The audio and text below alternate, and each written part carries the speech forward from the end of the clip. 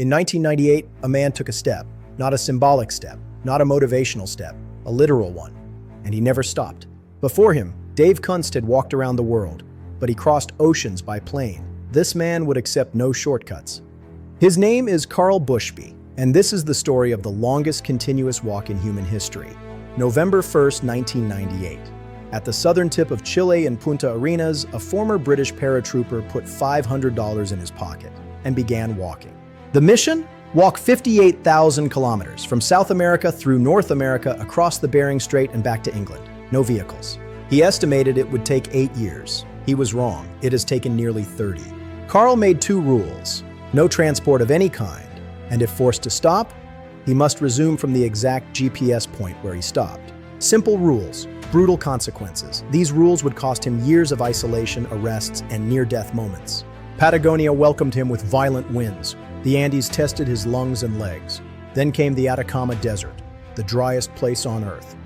Water became life. Karl pulled a 2-wheeled cart behind him, his entire world packed inside. But the jungle was waiting. Between Colombia and Panama lies the Darién Gap. No roads, venomous snakes, guerrilla groups, even governments avoid this place. He survived the jungle, only to be arrested by Panamanian police. 18 days in jail, but his rule stood. He went back to the exact spot. By 2002, he entered the United States. High-speed highways and desert heat, then Canada, then the true north, Alaska. The desert heat turned into Arctic cold. He followed dog sled trails, but never used dogs. No help, no compromise. Then, the Bering Strait, a frozen ocean between Alaska and Russia. But the ice doesn't stay still. It drifts. It breaks. They walked across shifting Arctic ice, sometimes swimming in freezing water. No sleep, no certainty. They reached Russia. But Russia wasn't impressed. Authorities arrested him. Even with a valid visa, the Bering Strait wasn't an official entry point. He was deported. 27 years of walking could have ended there, but powerful voices intervened and he was finally allowed back. He was on 90-day visas, walked 3 months, wait 9. This cycle lasted years. Then in 2013, Russia banned him again for 5 years. Karl didn't hold a press conference. He walked 4,800 kilometers from Los Angeles to Washington, D.C. to protest. The media noticed. Russia lifted the ban in 2014. He returned to the exact GPS point in Siberia and kept walking. After Russia, Mongolia, the Gobi Desert, China, Kazakhstan. Then the pandemic trapped him at the edge of the Caspian Sea. He did the unthinkable. He swam 288 kilometers across the Caspian Sea, 31 days, 6 hours of swimming per day.